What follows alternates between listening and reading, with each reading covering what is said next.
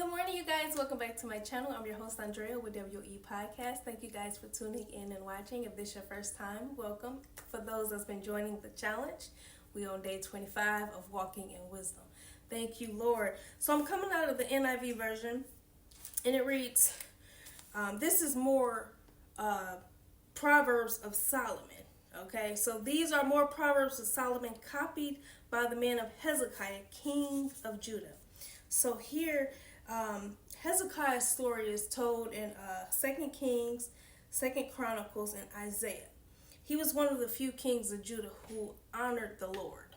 Okay, and by contrast, his father Ahaz actually nailed the temple door shut down. Hezekiah restored the temple, destroyed idol worship centers, and earned the respect of surrounding nations. So many of whom brought gifts to God because of Hezekiah. Okay.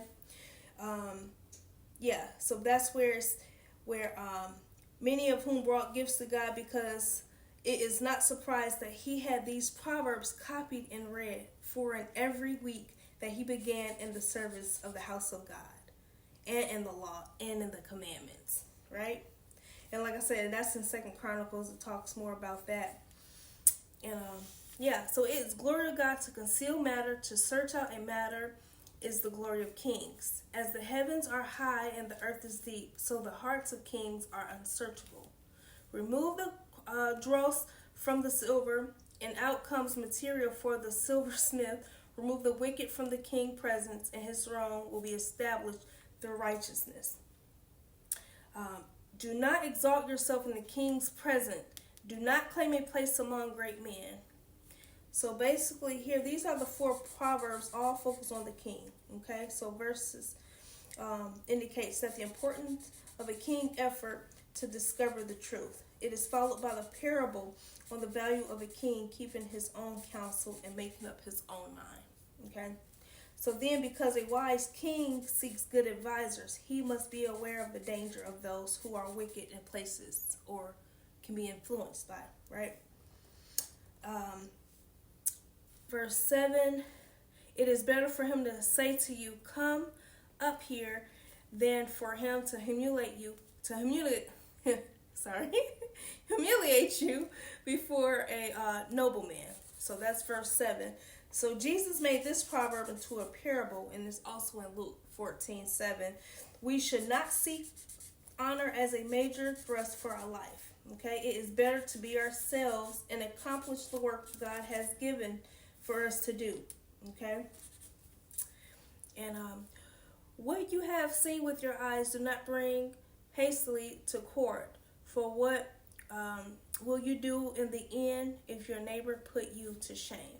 If you argue your case with a neighbor, do not betray another man's confidence. Or he who hears it may shame you, and you will never lose your bad reputation. A word aptly spoken is like apple of gold and setting of silver. Like an earring of gold or an ornament of the fine gold, it is wise man's rebuke to a listening ear. Like the coolest of snow at harvest time, it is trustworthy messenger to those who send him. He refreshes the spirit of his masters. So here, it is often difficult to find people you can really trust, right? So a faithful employee, punctual, responsible, honest, and hardworking, and an invaluable employee helps take some of the pressure off, right? I'm pretty sure we all work at whatever job you work. You have somebody who takes a load off, right? Here, find out what your employer needs from you to make him or her job easier, and then you do it. So basically that's what he's saying. For us to be more responsible, we can find it difficult to do. 14, like cloud and wind without rain is a man who boasts of gifts he does not give. So, for example, most churches, mission organizations, and Christian groups depend on the gift of people to keep their ministries going. But many who promise to give fail to follow through. So the Bible is very clear about the effect that it has on those involved in the ministry. So if you pledge to give, make every effort to keep your promise. Oh, Jesus. And we're finna get there in a second. So through patience, a ruler can be persuaded, and a gentle tongue can break a bone. If you find honey, eat just enough, too much of it, and you will vomit. Seldom set foot in your neighbor's house, too much of you, and he will hate you. Like a club of his sword or a sharp arrow is the man who gives false testimony against his neighbor. Let me highlight that one. So verse 18, yep. Lying about